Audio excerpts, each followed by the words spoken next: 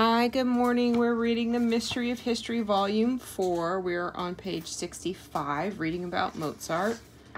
Oh, we only have this one little page left, so we might start the French Revolution while we're still here. We'll see. Okay. So we finished with Mozart was being a little bit arrogant, not wanting to give music lessons to help pay his debts.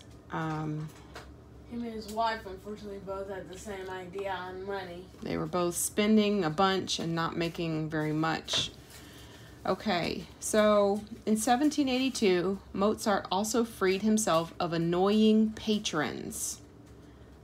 That they complained that he used too many notes. It was unheard of back then for a successful musician not to be under the care of a royal court or a wealthy person. But Mozart made himself a freelance musician. That means he wasn't under like a contract or anything like that, working for whomever he pleased, whenever he pleased. He rarely sat at a keyboard to compose, but wrote music at a table. Apparently he could hear symphonies and concertos and masses in his head and did most of his composing there.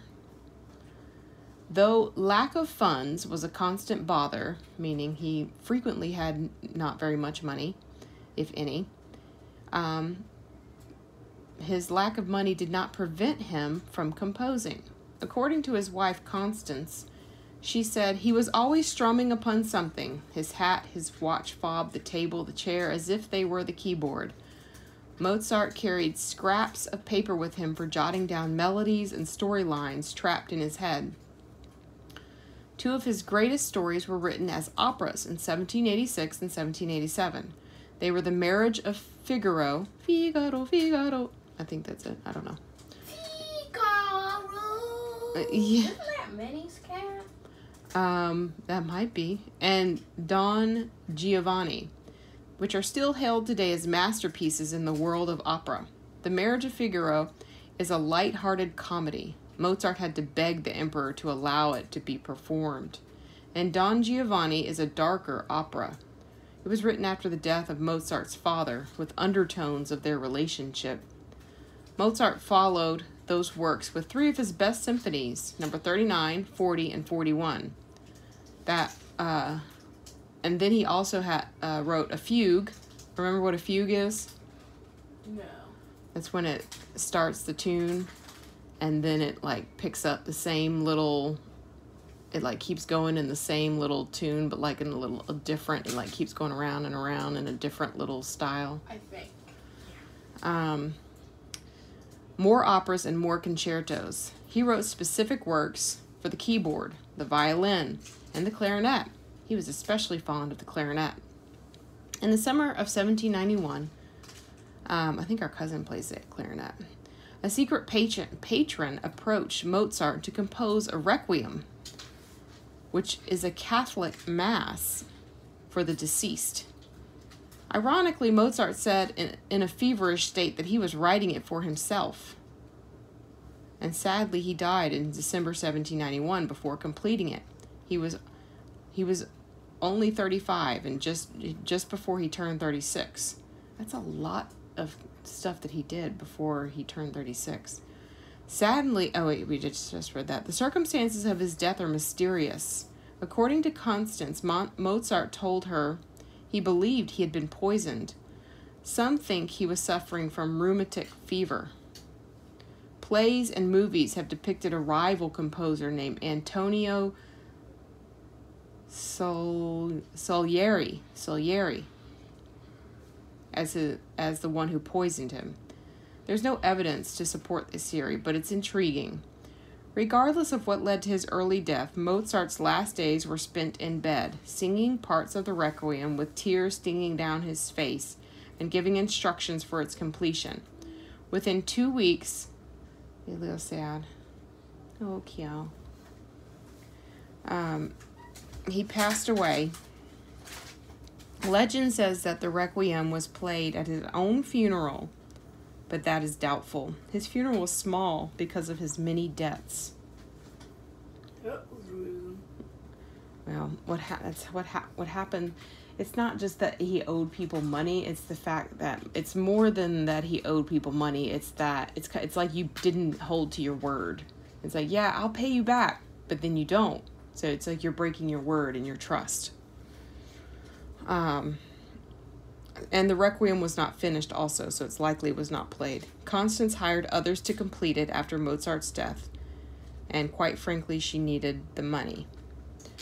Some would say that while Mozart was successful as a classical composer, he wasn't particularly successful at life. Growing up as he did, Mozart didn't. Perhaps he didn't mature like he should have. We already discussed that. His manners were childish, and his boastfulness was annoying. That's kind of a childish thing to do. It's when somebody's like, "Look how great I am! I'm really great! I'm so great." You think to yourself, "Okay, we get it. You think you're great," and it's one thing to encourage yourself. It's another to pridefully continue to announce to people how great you are. And children usually announce things they're good at, which is fine, but it's a little bit different when you grow up to be an adult and you are continually announcing how great you are to other people. So what she's saying is that he didn't mature because he didn't really have a chance, because his childhood wasn't really a childhood. It was just him being whisked away to play at different places. And people applauding and saying how great he was. We may never know. Other musicians didn't like him, but they couldn't deny his talent. We may never know if a jealous rival cut his life short or if he died of sickness. But we do know that a monumental library of classical music has been attributed to Mozart and has stood the course of time. That's the thing about classics, they last. Okay, so we're going to move on. How much time? Yeah, we didn't spend that long. I think we might just try to read this first page of the French Revolution.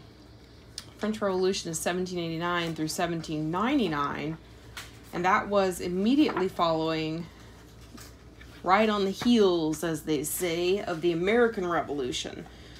And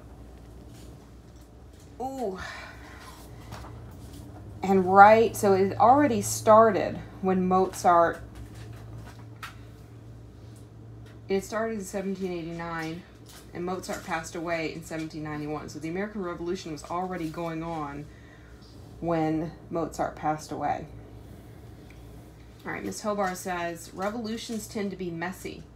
This is especially true of the French Revolution. It was a blur of chaotic events lasting 10 years. At the heart of it was a group of angry, middle-class French citizens. What does middle class mean? They're like, sort of like us. We're not super rich and we're not super poor. Yeah, somewhere in the middle. These French citizens were fed up with paying high taxes that were supporting the French nobility. So it's like these high taxes were making the rich richer, and they were fed up with that. Making the story unforgettable are the lives of two extreme personalities. Representing the nobility, there was Marie Antoinette, and she was a young and extravagant queen of France. Representing the middle class was Maximilien Robespierre. I like the name Maximilian. He was a radical revolutionist. Historians would place the start of the French Revolution in May of 1789. That's when King Louis XVI of France called a meeting of the Estates General. Why would a meeting start a revolution? Well, the Estates General, that was an outdated parliament. It hadn't been called into session for 170 years, or maybe even more. Whoa! So, the people who had met before were not the people who met then. Yeah, so that means that so they probably have to pull off cobwebs off the doors. Parliament members had not been called because the kings of France, like the infamous Louis XIV, practiced absolute monarchy. The kings ran the things the way they wanted to run them. They didn't take any input from the parliament, and they spent a lot of money doing it. They spent a lot of money running things their way without anybody saying, maybe we should try this. They didn't want any advice or any input. So when Louis XVI called the Estates General into session, he opened a can of worms. He called it because the national debt of France had tripled in just a few years. The country was going bankrupt and Louis needed help.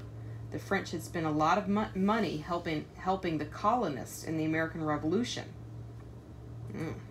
But when Louis went to the people of France for help, it created an opportunity for them to speak about their grievances, and there were many. They said, "Oh, you want some money, do you? Well, let me tell you a few things." You see, at this time in history, France was out of balance. It was greatly divided by class. The Estates General had 3 classes. The first estate, and that was the clergy, or the church officials. The second estate was the rich nobility, meaning the king, the queen, the feudal lords, and the wealthy landowners. Then there was the third estate. That was the middle class and the poor. Those were businessmen, merchants, peasants, and serfs. And by the way, in French, the middle class is called the bourgeoisie.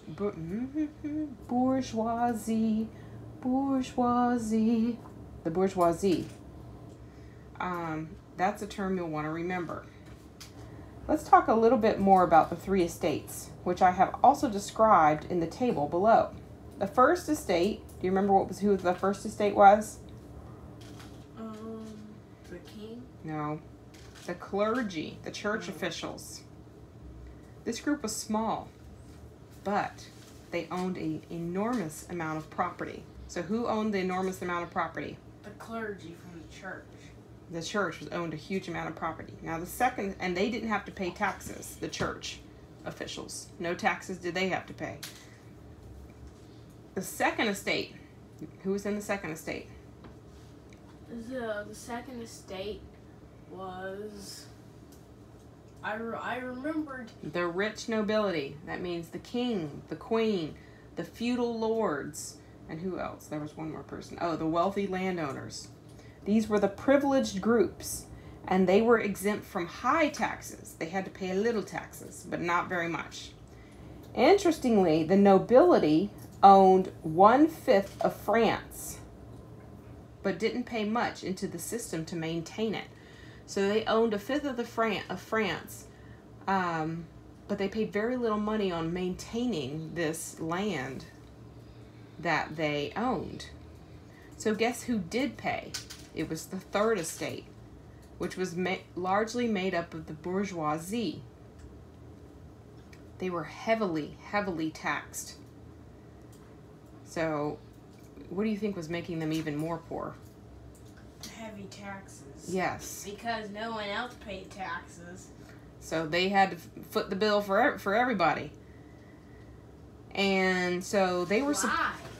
Because they weren't in power. You're not in power, you don't make the decisions. And so if your heart isn't being guided by the Lord, and if your heart is being saying me, and more for me, and me all the time, then I'm going to take your money and tax you, and you're going to have to support me because I'm the king and I do what I want to do.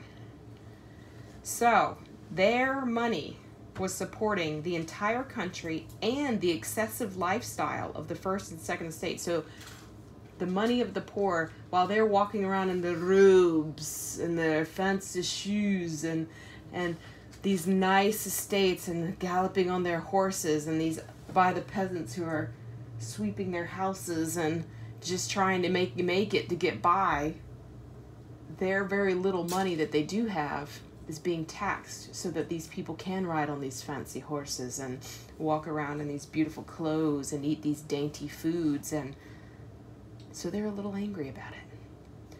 Does that sound fair? No. If I was one of those people, I'd give some money for renovations. Between tolls, tariffs, and taxes, tolls, tariffs, and taxes, almost 50% of the middle class wages were seized. Like, we pay tolls on the road. Like, we don't even, we consider when we are and aren't going to go on those Virginia roads because the tolls are so high right now. And there was one toll Daddy just said the other day. It was the toll was $7.25, which is that's a high toll to drive on a road. The administration fee was $25. Whoa. The administration fee was larger than the toll, more than triple the toll, just because we don't have an Easy Pass. And we don't have an Easy Pass because we don't drive on the roads enough to get an Easy Pass.